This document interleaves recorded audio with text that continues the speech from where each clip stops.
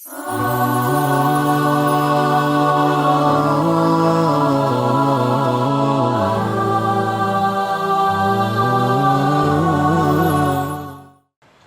अस्सलाम वालेकुम। एक बार फिर मैं अथर काज़मी आपका खुसूसी प्रोग्राम इंतखाब में आपका खैर मकदम करता हूँ। नौजवान दोस्तों, ये प्रोग्राम खुसूसी तौर पर आपके लिए है।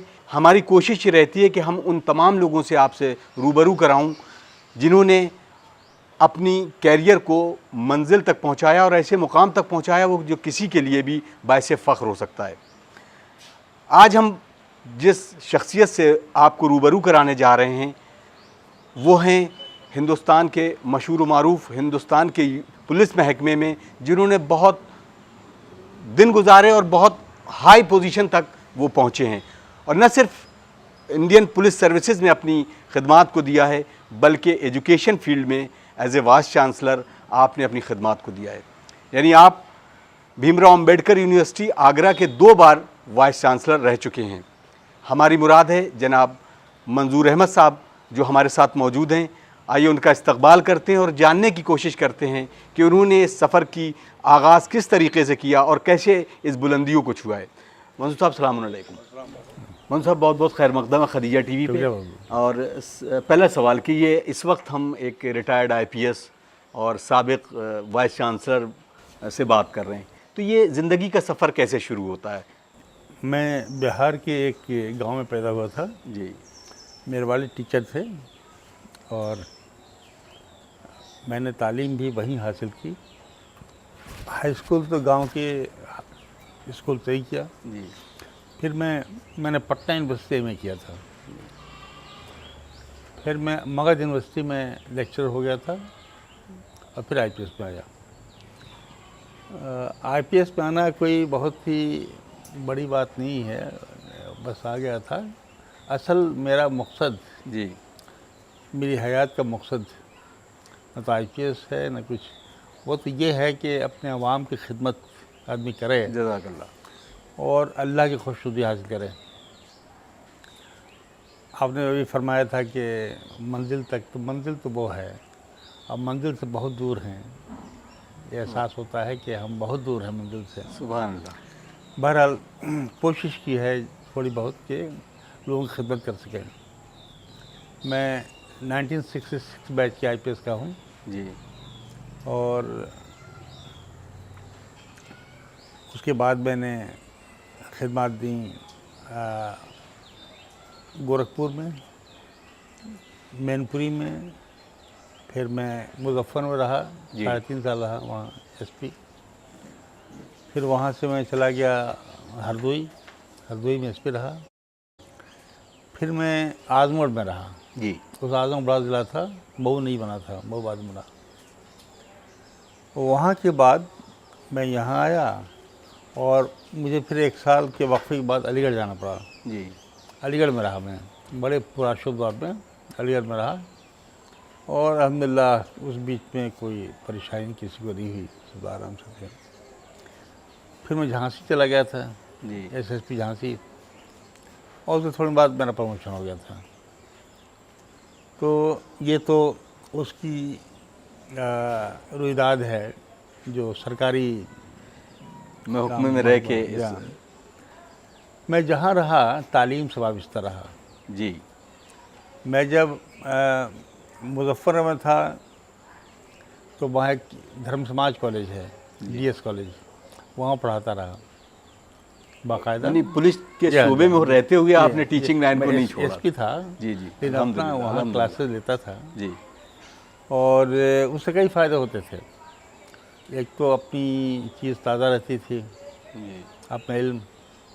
दूसरा ये है कि लड़कों से ताल्लुकात अच्छे रहते थे। एक कमिटी है टीचर्स की, स्टूडेंट्स की, वो मुझे अपना समझते थे और बड़े क्रिटिकल मौके पर भी वो साथ देते थे। फिर मैं यहाँ आया लखनऊ में, इस वक्त गया मैं IG मेरठ रहा, IG बरेली रहा जी। फिर यहाँ एडिशनल DG रहा। सबसे अहम पोस्ट जो होती है एडिशनल DG लेवल पर वो लॉ एंड ऑर्डर की होती है। जी। उस ज़माने इस पर और भी ज़्यादा काम थे तो रहा। फिर मुझे एक मौका मिला कि मैं चाहूँ तो आगरा यूनिवर्सिटी की वाइस चांसलर ले लूँ। जी जी। मेरा दिल हमेशा तालीम में ही था। मुझे ख्याल था कि यही तरीक़ा है नॉन लोगों से वायलेंट रेवोल्यूशन जो है ना, सुभान अल्लाह। इससे हो सकता है। वाह वाह। एक ऐसा इनकलाब जो खूनी इनकलाब ना हो, इनकलाब हो। मैं वहाँ चला गया, कलम का इनकलाब। या कलम का इनकलाब। मैं वहाँ अल्हम्दुलिल्लाह पहले साल भर लग गया था, फिर गवर्नर का नहीं इसे हम दोबारा करते हैं, फिर 3 साल का जो पीरियड है वो रहा। उसके बाद मैं चला गया जामिया मिल्लिया, जी वहाँ मैंने पढ़ाया डिपार्टमेंट पॉलिटिकल साइंस में, बाकायदा प्रोफेसर जी जी। पढ़ाता रहा। आ गया मंजूर साहब, अब यहाँ पे एक पुलिस सर्विस है जी। और एक टीचिंग की तरफ है। इन दोनों में आप अगर बेहतर अगर कोई चुनने को दिया जाए तो आप किसको चुनेंगे बेहतर? टीचिंग बहुत अच्छा है, जी कोई मुकाबला इन दोनों में। लेकिन दिक्कत यह है कि अब यहाँ बेशतर लोग ऐसे आए हैं जो इसलिए आए हैं कि और कोई काम नहीं मिलता। एजुकेशन में। क्या जी एजुकेशन वो आए हैं कि जो और कहीं कोई काम नहीं मिला, चलो वो उन्होंने कहा था ना कि माने में जोश मलियाबादी ने जी कि बेकारी से आबकारी भली, जी। तो बेकारी से टीचिंग जो है भली, ये हो गया है। तालीमात का शोबा जो है वो उधर चला जाए। है। हालांकि उसमें अब ऐसा नहीं, पहले बहुत कम पैसे थे, अब तो तनख्वाहें बढ़ गई हैं, जी अच्छी तनख्वाह है। मंजूर साहब, अब यहाँ पे एक स्टूडेंट के हैसियत से मैं अपने ख़ुद को अगर एक तालिब इल्म समझूँ तो आपसे बहुत सारी चीज़ें सीखने को मिलेंगी। ख़ास तौर से आज के जो दौर है उसमें सिविल सर्विसेज का एक अलग मुकाम हमेशा से रहा है और आज भी एक, अगर वर्दी वाला है पुलिस का तो एक अलग मुकाम है। तो उन नौजवानों के लिए जो आज का दौर है उनको कैसे आप तैयारी के लिए आगे इनकरेज करेंगे? हमारे वक्त तैयारी नहीं हुआ करते थे जी। ये जो कोचिंग वगैरह है, हम लोग नहीं जानते थे कोचिंग भी होती है। आज से 50 साल पहले की बात है ये, जी जी 52 साल पहले की बात है। हमने इम्तहान दिया 65 में, जी तो 64 पर सोचिए करीब 52 साल हो गए। उस ज़माने न कोचिंग इंस्टीट्यूट्स थे, न कोचिंग पे तो जोर था। आप रोज़ पढ़ते रहते थे, आप पढ़ते थे, आपका इल्म जो है वो ठीक था, तो आप जाते थे इम्तहान लिखते थे। जी इम्तहान भी इतने लोग नहीं लिखते थे, अब जो लाखों की तादाद है वो नहीं थी, वो हज़ारों में थी। जी मुझे याद है जिस साल हम लोग बैठे थे तो 30,000 लोग थे बस पूरे मुल्क में, अब कई लाख बैठते हैं। तो उसमें तैयारी, अब तो तैयारी करनी पड़ेगी, अब मुकाबला ज़्यादा सख्त है। नहीं, किसी भी दौर कोई भी रहा हो, जी। लेकिन वो तालीमात का स्टैंडर्ड तो उसी मुकाम जी, पे जी, रखना जी, चाहिए। बिल्कुल, अब किसी भी वो फील्ड में हो, जी। तो आज के दौर के आज के पस मंज़र में देखें तो कितना इनकरेज करते हैं फैमिली और कितना इनकरेज करते हैं सब्जेक्ट, इसके बारे में मैं आपसे जानना चाहूँगा। फैमिली तो इंकरेज करती रहती है। आमतौर से लोग चाहते हैं कि बेटा सिविल सर्विस में चला जाए। वैसे सिविल सर्विस का वो क्रेज़ नहीं रहा जो पहले था। जी एक ज़माने बहुत था। पॉलिटिशियंस ने इज्जत से कम कर दिया है, जी देखते होंगे जैसे इनकी शफलिंग होती है कार्ड्स तरह से। अब तो 3 साल बहुत कम रह पाते हैं। जी हम लोग 3 साल आराम से रहते थे, तब तबादला होता था। अब तो 3 साल का एक साल में 4-5 ज़िले लोग देख लेते हैं। तो ये पॉलिटिकल इंटरफेरेंस बहुत बढ़ गया है, पहले कम था। जी पहले ऑफिसर्स भी अपना मर्तबा रखते थे, अपनी बात रखते थे। वो नॉर्म्स थे, एक्शन के नॉर्म्स थे। कभी आदमी बेईमानी बन जाता था, कभी आदमी नाइंसाफ़ी बन जाता था। इंसाफ से ही काम करते थे और सबके लिए कानून बराबर था। अब जो है पॉलिटिशियंस के प्रेशर में या जैसे भी हो, किसी भी वजह से ये चीज़ कम हो जा रही है। लोग महसूस करते हैं, आम लोग, कि उन्हें पूरा इंसाफ नहीं मिलता। लेकिन जो भी बच्चे अगर इंटरेस्ट रखते हैं अपने इस फील्ड में जाने के लिए, तो उनके लिए आज के दौर में सब्जेक्ट वाइज, आपको पॉलिटिकल साइंस सब्जेक्ट रहा है, तो सब्जेक्ट वाइज आप कैसे उनको बताएंगे कि आपने सब्जेक्ट में कैसे पकड़ रखे हैं वो? पहली बात तो यह है कि उन्हें प्रीलिम क्लियर करना पड़ेगा, जी और जनरल नॉलेज जो है वो ख़ास चीज़ है, उस पर उन्हें हर चीज़ आनी चाहिए। उसमें आर्ट्स भी है, कॉमर्स भी है, साइंस भी है, रोज़मर्रा की चीज़ें भी हैं जी और पुरानी चीज़ें भी हैं। तो उसमें तो एक बहुत ही वसी पैमाने पर मुताला होना चाहिए, और उसके लिए बेहतर ये है कि जो आजकल कोचिंग हो रही है जी उसे ज्वाइन कर लें, जहाँ जहाँ हर जगह है। और ऐसी कोचिंग भी हैं, इंस्टीट्यूट्स हैं जो पैसा लेती हैं।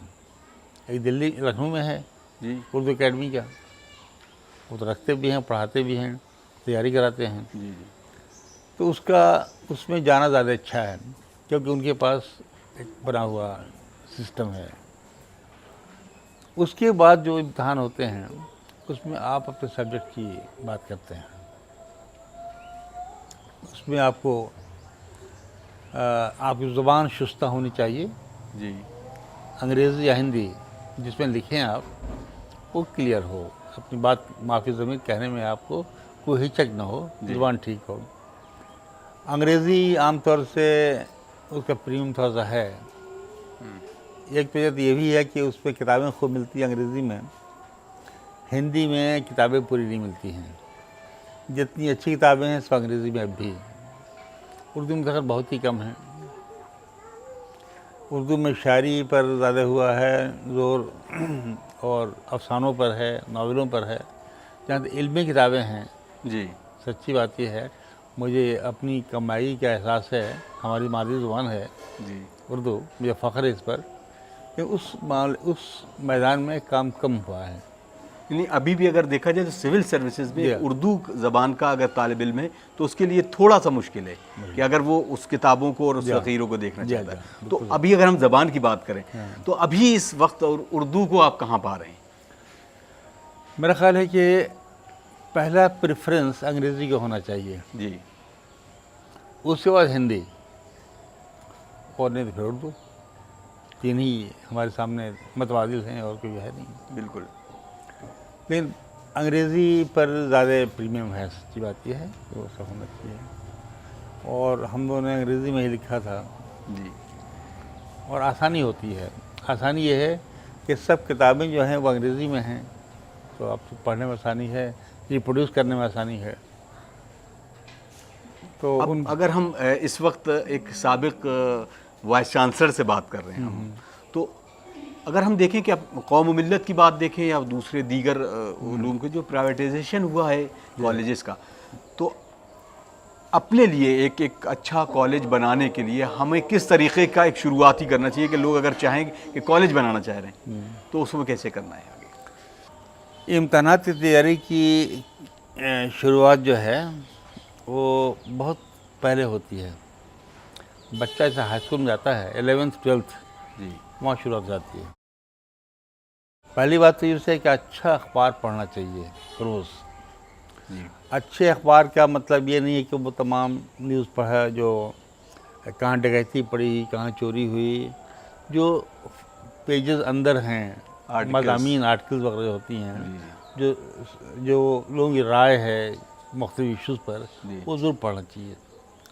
एक अखबार कम से कम 11th क्लास से, और एक अच्छी मैगज़ीन में जैसे इनकाउंटर है या फोर्टनाइट है या कोई ऐसी या फ्रंट लाइन है, ऐसी मैगज़ीन जी पढ़ना चाहिए।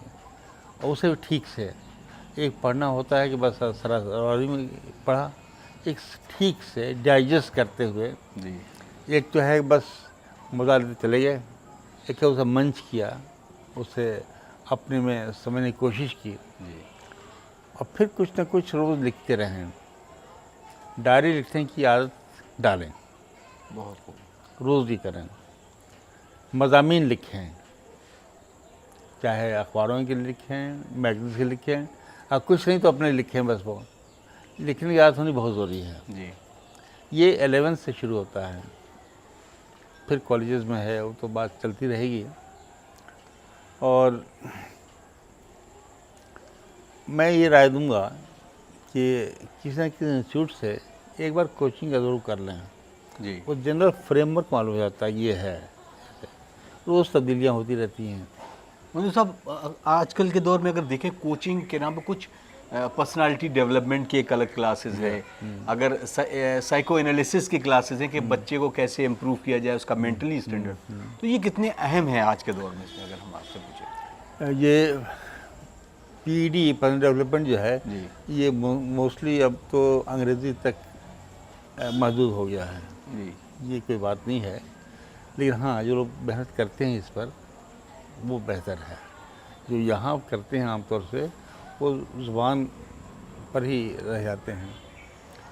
जहाँ तक कि लड़का जब इम्तहान देने जा रहा है जी तो उससे तहैया कर रखा है, सोच समझाएगा वो अपना कम 2 साल इसमें दे रहा है। जी ज़िंदगी के 2 साल बहुत कीमती होते हैं, तैयारी में 2 साल देना, जी भाई। इसका मतलब है कि उसने इरादा कर रखा है, पक्का इरादा है उसका।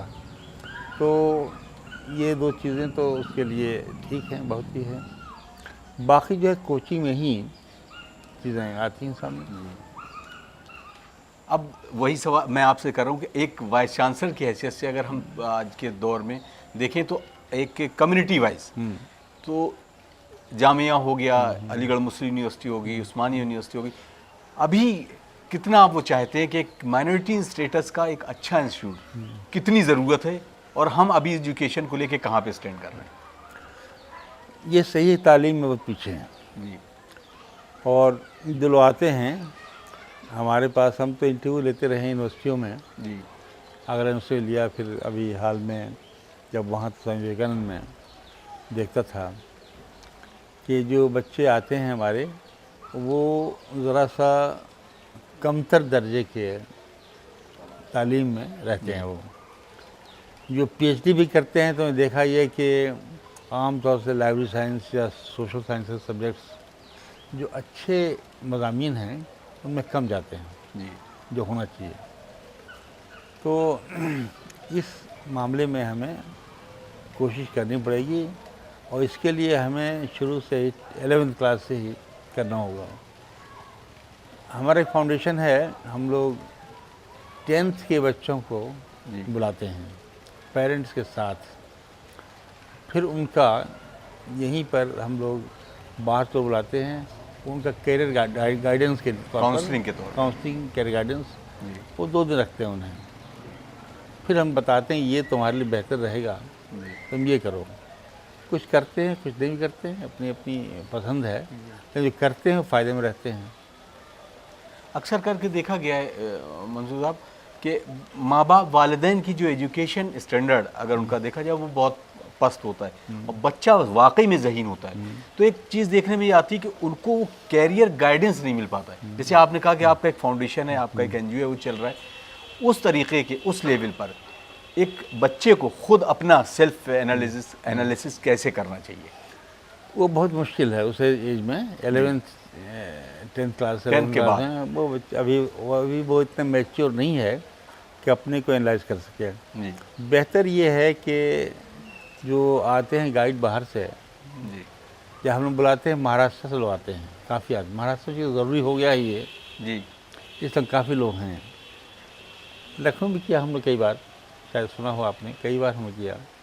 अभी हाल में किया था वहाँ ज्ञान संस्थान में किया था, जी और बच्चे आते हैं, काफ़ी बच्चे आते हैं। तो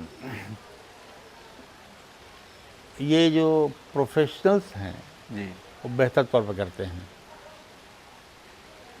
नहीं, क्या कोई ऐसा फार्मूला है कि अगर वो बच्चा ये चाहे कि हम उस चीज़ को रखें, क्योंकि इंटरनेट का ज़माना है, हर चीज़ में एक चीज़ है कि वो आदमी बच्चा भी ये कनेक्ट है वो इंटरनेट से, तो कुछ ऐसी चीज़ें हों कि जो वो खुद सेल्फ एनालिसिस करे और उसको पता हो कि हम किस रुख जा सकते हैं और कौन सी लिए हमारे लिए बेहतर होगी।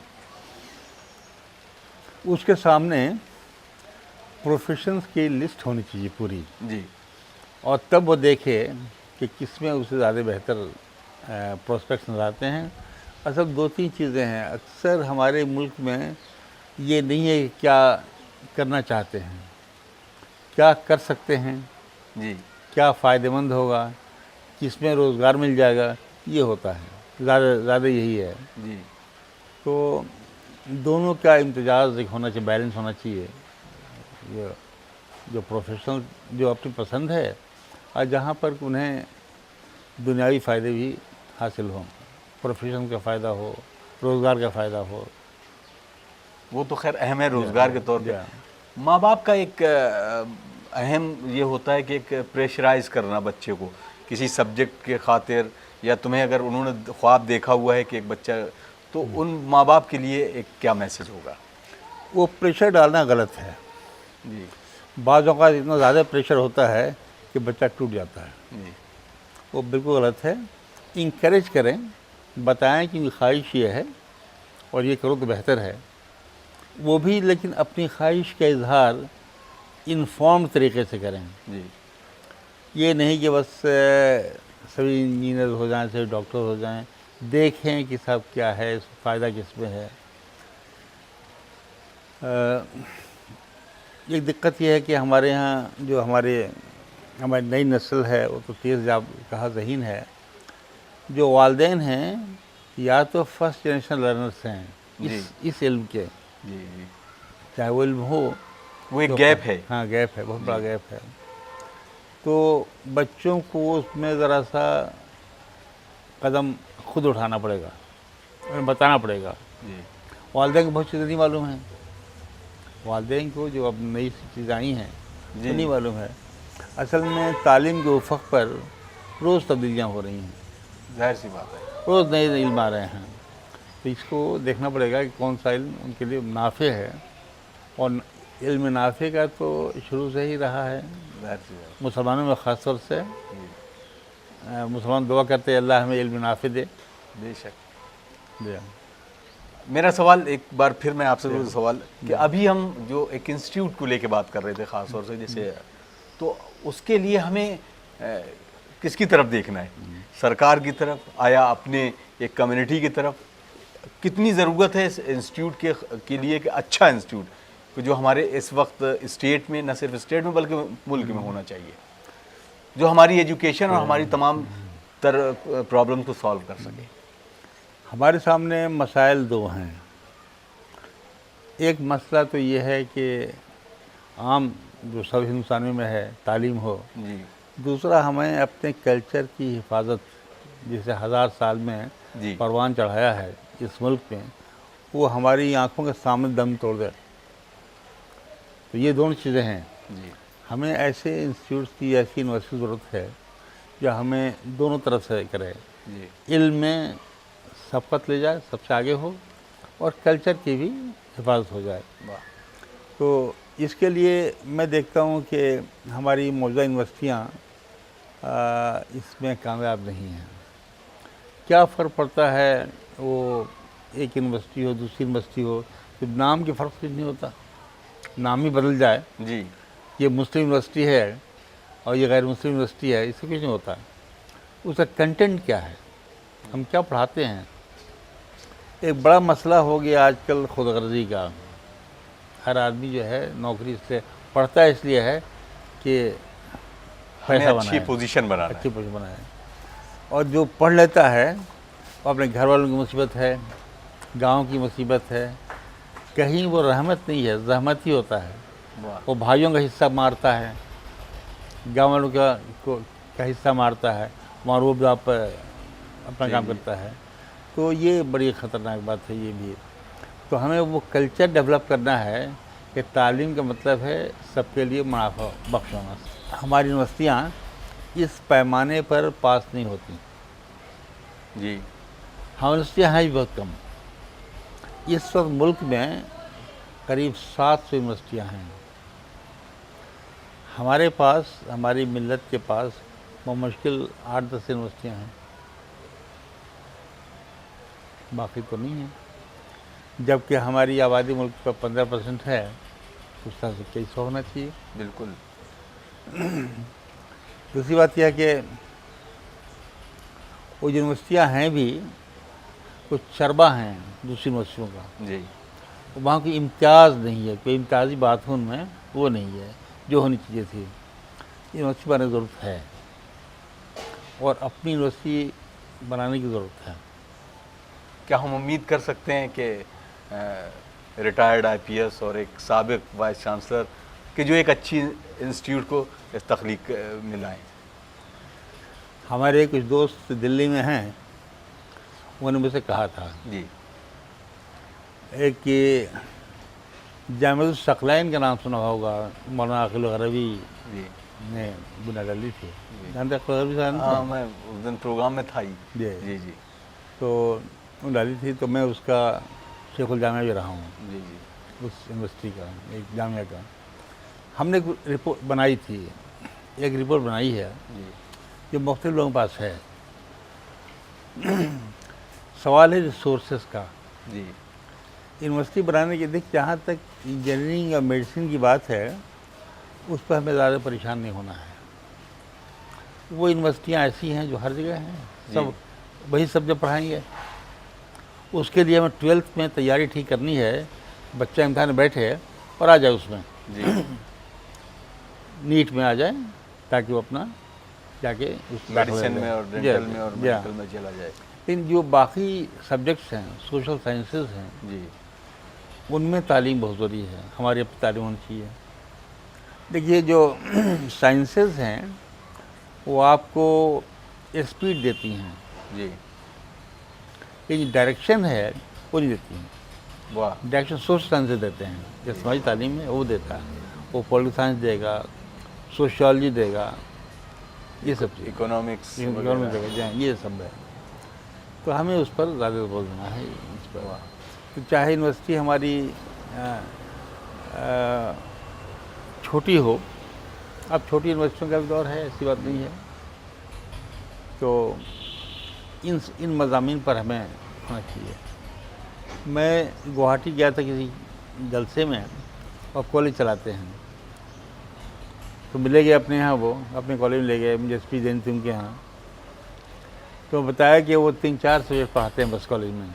जी लॉ है, ह्यूमन राइट्स है, मैनेजमेंट है। वाह सेलेक्ट कर 4-5 सौ रखे थे, जिनका ताल्लुक़ आसाम के मुसलमानों से था।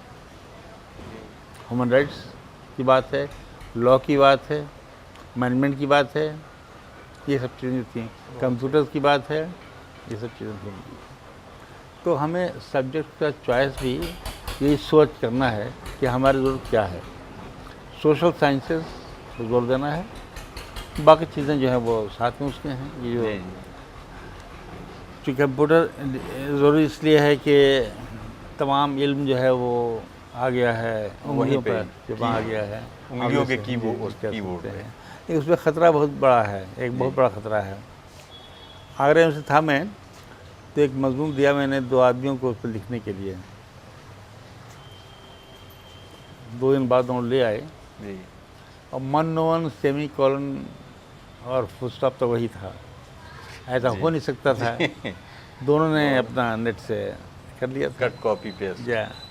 तो ये ख़तरनाक मामला है। फिर हम गुलाम हो रहे हैं किसी और की सोच के।